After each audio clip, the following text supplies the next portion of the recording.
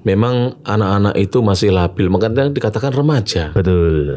Belum bisa dikatakan pemuda yang memang sudah mulai stabil, matang. Hasil penelitian atau boleh dikatakan hasil pengamatan di sebagian tempat. Iya. Kalau di Saudi, umur 14 itu loh sudah punya anak. Oh, iya Ustaz. Laki-laki umur 14, kelas 3 SMP mohon maaf, itu sudah punya anak di sebagian daerah di Saudi.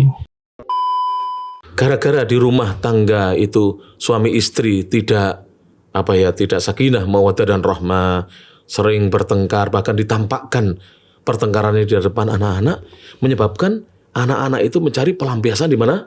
Di luar.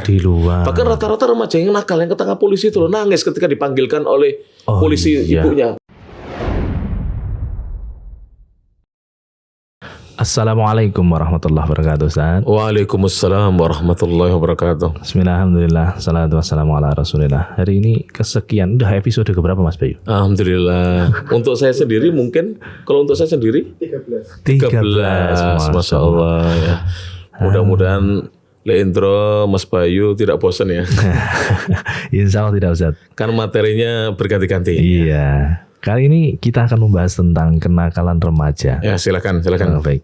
Sebelum kita masuk ke materi kenakalan remaja, perlu kita tahu dulu remaja itu ternyata usianya kalau dari tata bahasa ukuran umur itu antara 12 sampai 18 tahun. Itu marojinya dari mana itu? Itu dari Google. Asalnya. Umur berapa? Umur 12 sampai 18 tahun. Umur 12 sampai 18 tahun. Ya. Iya. Jadi karena perkembangan fisiknya itu bareng hampir sama cepatnya sama perkembangan jiwa. Iya. Lah, yang terjadi problemnya adalah remaja tadi itu tidak imbang antara fisik dan jiwanya, sehingga artinya gimana? Artinya sehingga pertumbuhan fisiknya fisik lebih dan cepat. jiwa, ya betul. Lebih cepat. Nah, ini akhirnya muncul yang namanya jiwa labil. Iya. Nah, betul. Jadi memang di usia 12 sampai 18 bahkan kadang-kadang 18 lebih juga. Iya. Tapi ini umumnya memang anak-anak itu masih labil, makanya dikatakan remaja. Betul. Belum bisa dikatakan pemuda yang memang sudah mulai stabil, matang, siap untuk menikah. Tapi ini ya ini hasil, mungkin saya katakan hasil penelitian atau boleh dikatakan hasil pengamatan di sebagian tempat. Iya. Kalau di Saudi umur 14 itu loh sudah punya anak. Oh, iya Ustaz. Laki-laki umur 14 kelas 3 SMP mohon maaf, itu sudah punya anak di sebagian daerah di Saudi. Di Yaman anak-anak SMP sudah menikah. Bukan perempuan loh, laki-laki. Karena memang di sana mereka lebih cepat baliknya dibandingkan di Indonesia. Sekalipun pernah saya singgung ya beberapa waktu yang lalu di podcast kita, ada di sebuah MI madrasah umur 11 tahun kelas 5 SD, laki-laki sudah balik. Makanya ustadzahnya ketika itu tidak mau diajak salaman. Ketika saya tanya, dia sudah balik Ustadz. Jadi dia ini sudah balik dan dia sudah ngaku kalau dia sudah mimpi basah. Dan memang anaknya longgor besar gitu. Jadi lebih cepat besarnya dibandingkan teman-temannya yang satu umuran sebaya. Baik. Tapi ini ya ini tadi penelitian dari Mbah Google itu memang ya 12 sampai 18 itu kebanyakannya. Iya. Masih labil, masih belum bisa jadikan acuan. Baik. Ya. Oke, mungkin ini ukuran yang ada di kita Ustaz ya. Kalau istilah orang Jawa belum Jowo. Belum Jowo, orang Jawani gitu ya. Orang Jawani ya. Nah, di sisi tadi ketika labil itu ada masa namanya pubertas. Iya. Nah, di mana di masa ini anak-anak ini, teman-teman remaja ini dalam masa mencari jati diri. Ya, coba Mas Ozi dicari puber itu artinya apa? Coba nanti kasih tahu saya. Pengen tahu. Kita sudah ngerti, tapi kita pengen tahu arti the meaning of puber. Pubertas. The meaning of puber itu apa? Takrif definisi puber itu sebenarnya apa? Coba dibacakan. Pubertas masa akil balik masa remaja. Pubertas itu masa akil balik masa remaja. Terus apa lagi sudah? Nah itu kurang itu. Nah puber kedua. Ya kurang toh. Makanya saya tambahkan puber itu adalah masa di mana seorang itu lagi sangat mendambakan ada cinta dari pihak lain yang lawan jenis.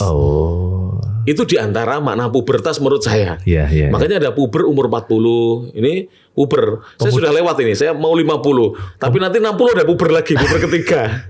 Pemuda senior. Iya. Baik. Iya, pubertas ya. Gak apa. Jadi masa akil balik ya. Iya. Berarti hampir samalah dengan masa remaja itu 12-18 tahun. Iya. Masa yang masih labil, belum dewasa, belum jawani, ya, turun Jowo. Ya seperti itu. Baik, baik. Nah, Masa ini kalau sudah dilampaui oleh anak-anak muda, itu masa yang menurut saya lewat dari masa kritis kalau dalam istilah kesehatan. iya, iya. Kalau sudah kritisnya lewat, itu biasanya dokter sudah mulai Mulai ini bagus nih. iya, mulai bisa menjelaskan kepada keluarga ini, keluarga yang sakit pasien bahwa ini sudah mulai. Kalau kritis kan kadang-kadang nggak dijelaskan. Iya. Ya disimpan oleh para dokter. Masa kritis Sensitif. sudah lewat ini ya. Baik, baik. Nah, tadi kan antara fisik dan jiwanya itu kan mengalami perkembangan. Perkembangan semuanya. Nah, walaupun fisik lebih cepat dibandingkan secara nafsiyah kejiwaannya. Ya. Benar, Ustaz. Itu lebih apa ya istilahnya umum di kita begitu Ustaz. Iya, Iya. betul. Nah, ketika masa pubertas datang, kebanyakan memang itu pengendalian dirinya tidak apa istilahnya lebih sering belum mampu untuk mengendalikan diri. Iya. Nah, munculnya kenakalan remaja dari sini Ustaz. Iya. Nah, karena ada tindakan-tindakan yang dimana ketika pada proses pencarian jati diri tadi beliau belum mampu mengendalikan diri, maka muncul sikap ya banyak yang positif sih. Artinya ada juga yang negatif sehingga muncul kenakalan remaja. Saya mau garis atasi dulu atau di dalam tanda petik ya. Kenakalan itu sebenarnya adalah hal-hal yang tidak sesuai dengan tuntunan agama. Jadi perbuatan maksiat kita, perbuatan melanggar kita, itu boleh dikatakan kenakalan. Dan kenakalan itu bisa kenakalan anak-anak, bisa kenakalan remaja, bisa kenakalan pemuda, senior, bahkan bisa kenakalan bapak dan ibunya.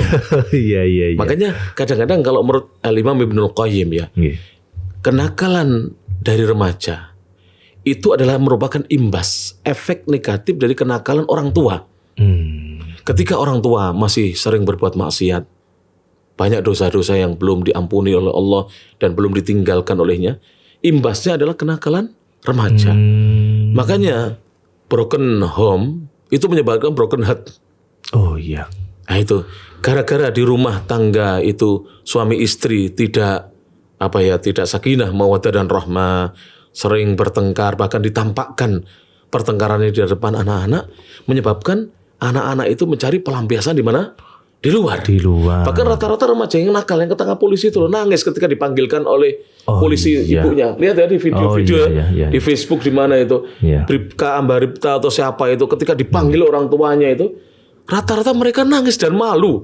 Jangan Pak polisi, jangan dipanggil orang tua saya. Jadi mereka itu berbuat ulah seperti itu, sebenarnya mereka itu adalah merupakan imbas saja, efek-efek ya seperti itu. Broken home bisa menyebabkan broken heart. Betul. Seperti itu. Catat Mas Bayu. Iya. Sehingga ya sebenarnya kalau saya pemuda dikatakan sebagai sampah masyarakat, enggak bisa. Kenakalan mereka itu adalah ya murni dari mereka, tidak bisa. Saya tidak setuju. Walaupun saya tidak membenarkan kenakalan mereka. Oh iya, Ustaz. Tapi kan tidak ada asap kecuali ada api. Kita cari tahu dulu sebabnya. Apinya di mana? Kita padamkan apinya. Kita bersihkan asapnya dengan apa misalnya kipas angin atau kita sapu-sapu begini. Kalau apinya masih ada kan menimbulkan asap terus. Betul, Ustaz. Betul tidak? Iya. Nah, seperti itu. Dan itu apabila berlangsung di banyak orang ya, Ustaz. Kenapa? Jadi kalau misalkan di satu masyarakat, kondisi masyarakat Iya, akumulasi akhirnya. Iya. Keluarga ini broken home. Akhirnya kenakalan remaja merata di mana-mana. Iya. Seperti itu. Insyaallah. Iya. Nah, nanti kalau sudah anak-anak nakal tidak bisa dikendalikan, maka kalau kamu tidak pintar, tidak manut dengan orang tua, kamu akan saya pondokkan.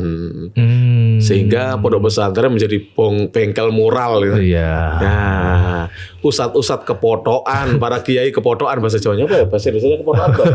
Ya. Kena imbas, kena pulut kena pulutnya, kena apa namanya? Apa itu? Pulut itu apa bahasa Indonesia? Kena getahnya. Iya.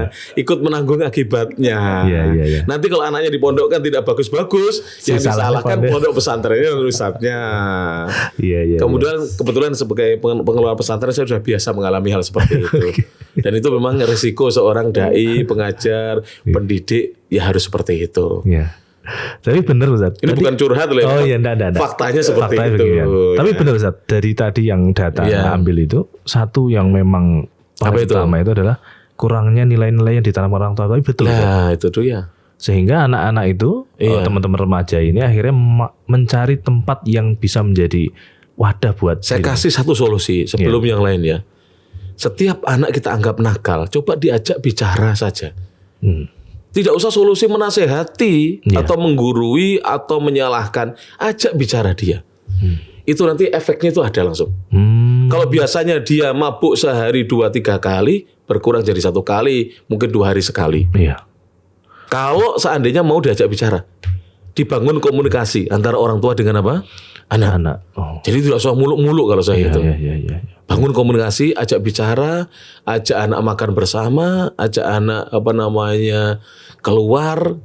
Bahkan ada ya sebuah tulisan dari seorang ayah atau ibu, dia mengatakan saya menyesal.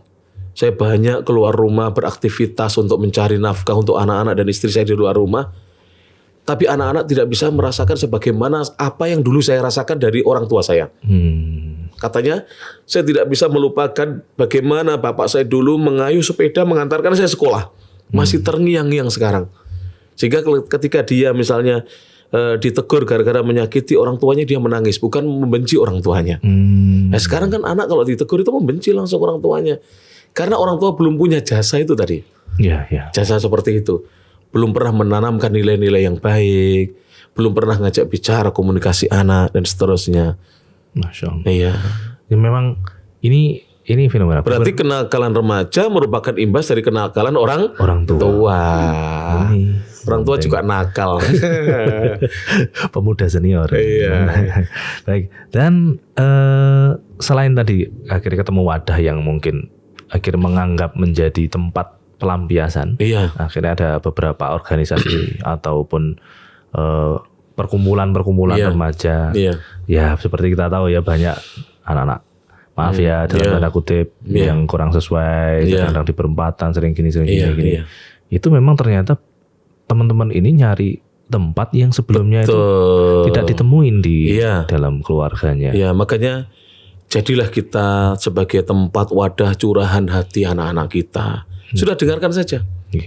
Nggak usah langsung setiap kali anak curhat itu langsung kita langsung kita reaksi dengan reaksi yang ini. Jangan. Dengarkan dulu, biarkan mereka curhat sepuasnya. Sebab kalau curhat ke orang tua, setidaknya seburuk-buruknya orang tua tidak ingin anaknya buruk. Iya. Kalau teman kan tidak begitu. Kalau teman tidak punya prinsip seperti itu. Kalau teman, ya kan? Kalau orang tua kan ketika dicurhati, ketika disambati oleh anak, ya kan? Anak mengeluhkan tentang kondisinya, pasti dia akan memberikan solusi yang terbaik menurut dia. Setidaknya itu harus ada hati. Iya, di situ. Ya. Baik Ustaz.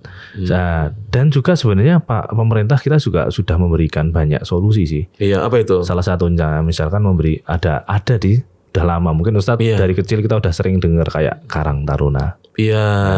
Itu sebagai wadah sebenarnya. Kalau di sekolahan itu BP itu juga punya peran. Betul. Kalau di Arab tuh namanya Al-Mursyid At-Tullabi gitu. BP. Jadi bimbingan konseling, bimbingan apa? Kalau BP dulu apa namanya? Bimbingan penyuluhan. BK ya. BK itu adalah salah satu wadah solusi yang diatur oleh pemerintah, termasuk Karang Taruna. Hanya saja kan boleh dikatakan di zaman milenial ini, khususnya HP Android ini, HP layar sentuh ini, sepertinya banyak Karang Taruna itu padam. Mati. Benar, tidak ada Ustaz. aktivitasnya. Benar, Ustaz. Sebagian la yamut wa la yahya, tidak hidup tidak mati. Dikatakan hidup tidak, dikatakan mati kok ada namanya, Iya. ada pengurusnya, ya itu. Dan kurang dimaksimalkan. Kurang. Oke, ya. baik. Ini Ustaz, jadi Iya. tadi sekilas sebenarnya kita dengar seperti biasa. Iya. Ustaz sampaikan pandangan dari sisi. Oh iya, sebentar, saya putus. Nggih. Karena Endro ini nyinggung Karang Taruna, Ya. boleh tidak? Endro ini kan konsultan ya, konsultan macam-macam lah ya, bisnis, media. Bagaimana kalau kapan-kapan sama Mas Bayu, Nggih. At-Tirmidzi ya, siapa lupa dari Al-Tirmidzi kerjasama dengan Hello Family, Masya Allah. kita mengadakan acara Karang Taruna. Nanti saya izin kepada Bapak Lurah dulu, Bapak Masya Kepala Allah. Desa. Baik, siap Ustaz. Ya, Insya Allah. paling tidak bijak menggunakan HP. Ya. Siapa tahu mereka anak-anak muda itu kan rata-rata pegang HP sekarang. Siap. Minimal bijak, dia bisa menggunakan untuk kebaikan, Baik. bisa membuat flyer kecil-kecilan, Ya. isinya manfaat, gitu kan? Siap Ustaz. Ya, gimana siap ya, insya Siap. Allah. Ini Nanti Mas Osi tolong tingkatkan ya. Oke. Ya, Karang Taruna nanti kita bikin ya, insya Allah. Ha? Mudah-mudahan loh. Dan seperti ini mungkin hanya nyeplos begitu, Iya. muncul ide-ide, Idenya. ya toh. Iya. Nanti perlu kita tindak lanjuti. insya Masya Allah. Lah, Baik. bener, nggak apa-apa. Ya nanti berarti ada Pak Sigit sebagai digital marketing nanti bisa masuk ke situ juga. Iya, Masya Pak Allah. Bagas nanti diajari bagaimana misalnya nanti anak-anak langsung praktek dengan dan Bagas nanti jualan es teh, misalnya, Masya gitu, ya ta. Nanti saya mau modali anak-anak insya Allah. Masya Allah. Apa Iya. jualan nasi kebulinya Endro. Masya Allah. Beras basmati asli lah, bukan beras diodot. Gitu kan, insya Allah ya. Alhamdulillah dapat endorse gratis ini. Lah iya. Apa namanya tadi kalau lupa Mama Ica. Dapur Mama Ica. Ya, dapur Mama Ica. Masya Allah. Gak apa-apa ya promosi. Ngomong kayak ada lek sikit ya. Tantem aja. Kalau ada lek sikit saya di-print ya. Di-print ya. Baik, Kan baik. gak boleh promosi ya. Ya. Baik Ustaz. Untuk nasihatnya dan Iya. tadi mukadimah aja. Tafadhol Ustaz. Nasihatnya mungkin sering saya sampaikan di beberapa tempat ya. Firman Allah Subhanahu wa taala dalam surah Ali Imran ayat nomor 104. Surat Ali Imran itu surat urutan ketiga setelah Al-Fatihah, Al-Baqarah baru Ali Imran. Ayatnya 104 Allah mengatakan a'udzubillahi minasyaitonirrajim wal takum minkum ummatun yad'una ilal khair. Hendaknya ada di antara kalian satu umat, segolongan manusia yad'una ilal khair yang mengajak kepada kebaikan. Wa ya'muruna bil ma'ruf, menyuruh berbuat yang ma'ruf. Wa yanhauna 'anil munkar, dan mencegah dari kemungkaran. Wa ulaika humul muflihun, dan merekalah orang-orang yang akan mendapatkan kemenangan, keberuntungan, kebahagiaan, dan kesuksesan. Saya yakin setiap dari orang tua itu ingin anaknya bahagia, betul? Betul. Ini semuanya punya anak, kecuali Mas Mas Bayu. Kapan Mas sampai Mas? Jadi ya toh? Jadi ingin anaknya sukses, beruntung, anaknya bahagia, ya toh? Anaknya berhasil. Namun banyak orang tua itu sepertinya bukan mengabaikan saja, kurang paham konsep Al-Quran. Lihat konsepnya Al-Quran tadi. Hendaknya ada, maka hendaknya kalau tidak ayah ya ibu harus ada, berperan di situ, mengajak anak berbuat yang baik. Jadi yad'una ilal khair, mengajak anak kepada kebaikan. Jadi mengajak anak, sampaikan saja ya kepada anak, nah yuk mandi dulu, nah ini. Tapi tolong ya, jangan hanya ketika mengajak kepada kebaikan itu tidak ada reward. Harus ada reward ya. Ada punishment, ada Rewardnya reward. Hadiah. Hadiah. Ya daya tarik lah. Jangan menghukum terus. Orang tua sekarang kan pinter mengancam, ya toh, menghakimi. tahdid, ya tahdid, iqab, menghukum, punishment, menjustice. Iya. Jangan. Rewardnya mana? Iya. Harus ada reward. Penghargaan. Iya, penghargaan. Minimal dengan kata-kata, dengan apa ya? Tidak perlu mahal-mahal untuk anak-anak kita, gitu. Ya, ajaklah kepada kebaikan anak-anak kita. Wa ya'murun bil ma'ruf, kemudian menyuruh berbuat yang ma'ruf. Ini agak lebih ditekan. Kalau mengajak sekedar ajakan, belum perintah. Belum ada tekanannya di situ. Misalnya, nak, ayo nak ngaji ya. Nah, tapi kalau perintah, nak, sholat. Ini sudah adzan, wudu dulu. Nanti setelah dia sholat, kasih hadiah. Rewardnya ada. Walaupun tidak hal-hal yang mahal, berikan es krim atau apa ya kan? Atau kita lihat sepatunya mulai kotor, wes nak, sepatumu mana, tak bawa ke laundry, dilondrikan. Kalau sudah mulai jebol dibelikan sepatu yang baru tidak harus mahal. Riwayat-riwayatnya seperti itu. Wa yanhauna 'anil munkar. Prosesnya ya, ajak kepada kebaikan, tekan untuk mengerjakan yang ma'ruf, cegah dari apa? Kemungkaran. Jadi bukan langsung cegah kemungkaran. Oh, beda. Iya. Patah nanti ya. Iya. Karena seorang yang belum dibahagiakan, dia dibuat sedih, ya tidak pada tempatnya. Oh gitu Ustaz. Iya no. Wah ini kayaknya. Ya manusia kan lebih senang mana? Bahagia atau memilih sedih? Bahagia. Ya, lebih senang punya duit atau tidak punya duit? Ya, punya duit. Ya, lebih senang orang yang dia cintai mau dinikahi atau menolak? Ya, Kan begitu. dinikahi. Itu kan memang tabiatnya manusia. Ini penting nih. Coba Ustaz. Gimana Ustaz? Tabiatnya manusia. Iya kan? Nggih. Makanya Al-Quran pun berbicaranya coba. Yada'una ilal khair. Mereka mengajak kepada kebaikan. Wa ya'muruna bil ma'ruf. Ya, mereka menyuruh berbuat ma'ruf. Wa yanhauna 'anil munkar. Yang ketiga prosesnya ini. Tahapan ketiga. Dan mereka mencegah dari kemungkaran. Oh. Kalau ini dua sudah dilampaui tahapannya. Yang ini insya Allah anak itu mau. Setelah anak sering diajak. Ya. Sering disuruh. Nak jangan begini ya. Dia mau nanti. Jangan seperti itu. Mau dia. Karena sudah terbentuk, jiwanya sudah mulai siap dia. Nggih. Sudah mulai siap, begitu. Gini Ustaz. Tapi ada Ustaz, anak-anak yang diberikan kebebasan kebahagiaan dulu juga. Artinya kebablasan itu gimana Ustaz? Itu kan memanjakan anak. Beda ya. Memanjakan anak. Afan ya. Nggih. Itu kan reward sebelum ada ajakan kepada kebaikan. Nggih. Panjenengan ngasih apa-apa terus, nggak pernah menganjurkan dia untuk apa. Ayo tidurnya jangan malam-malam. Ayo dibaca bukunya. Belum pernah. Tahu-tahu ngasih anak terus. Ini kan memanjakan. Oh beda. Beda no. Oke. Ya. Seperti begini. Mohon maaf ya. Iya. Anak-anaknya para pebisnis Nggih.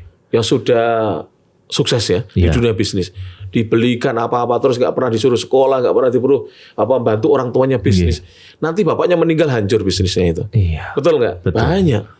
Tapi saya melihat beberapa saudara kita ya, pebisnis itu anaknya sejak SMP sudah diajak, Dididik ya. dididik, disekolahkan bisnis, disuruh bantu di kantornya dia, di perusahaannya dia.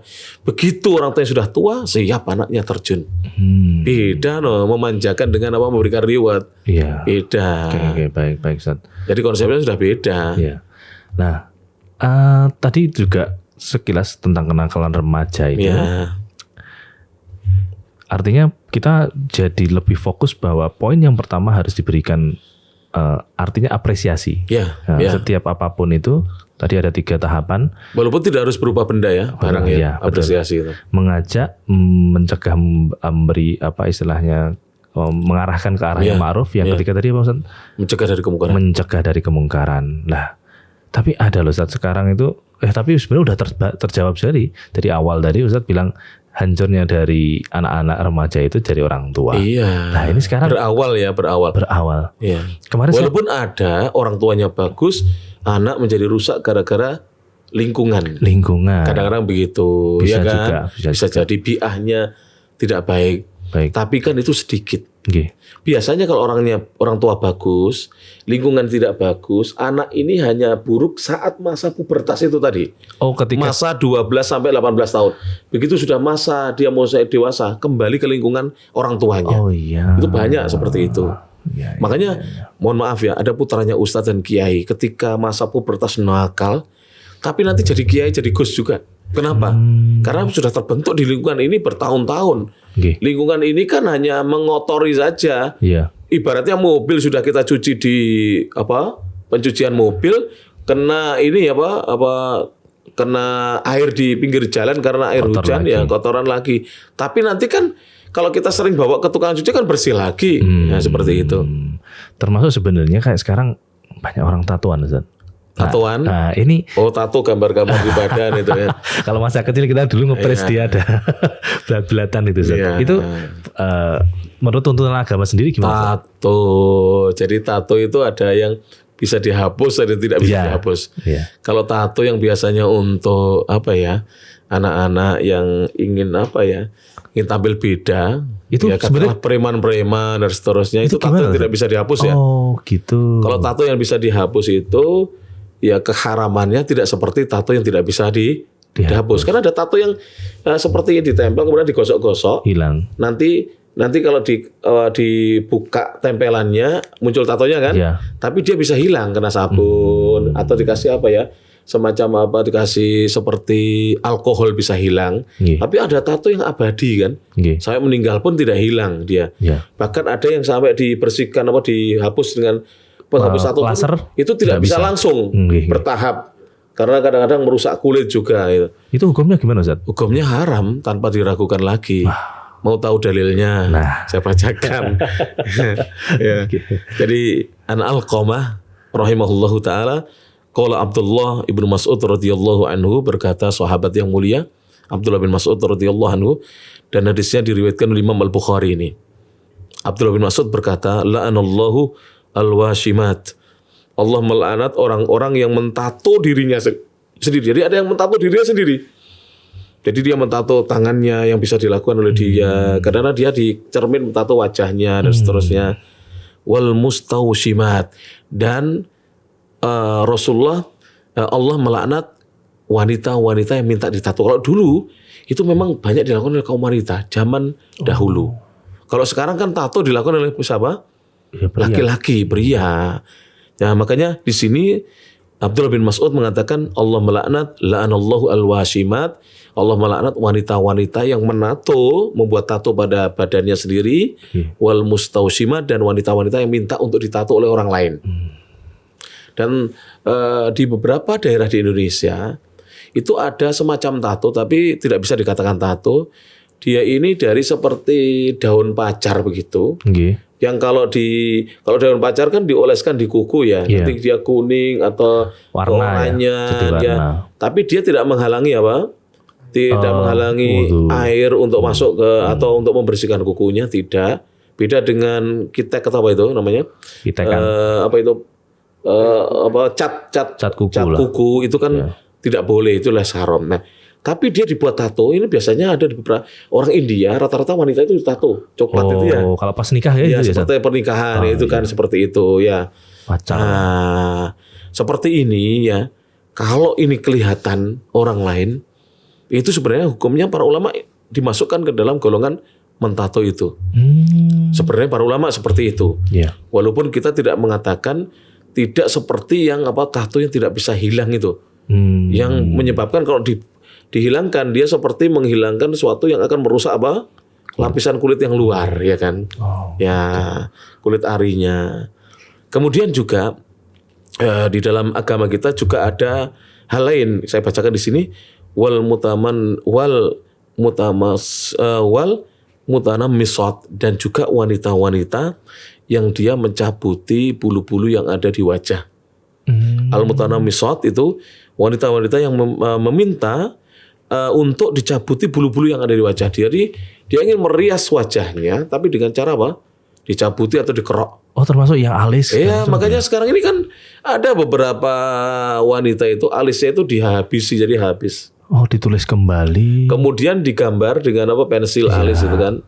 Nah, Afan ya, kalau masih muda, kadang-kadang masih terlihat cantiknya. Iya. Tapi kalau sudah tua, sudah sepuh, coba lihat. Aduh. Umur 40 ke atas itu. Itu apalagi kalau kena air, kemudian hilang pensilnya, itu kecantikannya hilang. Jadi mengerikan, Ustaz. Nah, terlepas dari masih muda atau tua, ini haram. Haram wanita untuk menghabiskan, mengerok maupun mencabuti bulu-bulu yang ada di wajahnya. Kemudian juga disebutkan oleh Nabi Shallallahu Alaihi Wasallam, wal mutafallijat, dan wanita-wanita yang mengikir gigi-giginya. Jadi gigi itu supaya kelihatan cantik itu dirapih. Bukan dikikir. Oh, dikikir. Jadi sela-sela gigi dua ini ya, itu dikikir supaya kelihatan agak rongga begini ya. Rincing gitu ya. Sehingga kelihatan indah. Itu tidak boleh, dilaknat oleh Allah Subhanahu wa taala. Lil husni al-mughayyirati khalqallahi ta'ala. Dia mengikir ya, merenggangkan giginya untuk kecantikan, dan juga wanita-wanita yang merubah ciptaan Allah Subhanahu wa taala, seperti dia ingin hidungnya mancung, dioperasi, ingin pipinya bagus, dioperasi. Kadang-kadang diambilkan daging dari, mohon maaf ya, pantatnya, pahanya, dan seterusnya. Ini diharamkan oleh Allah Subhanahu wa ta'ala. Pasang susu.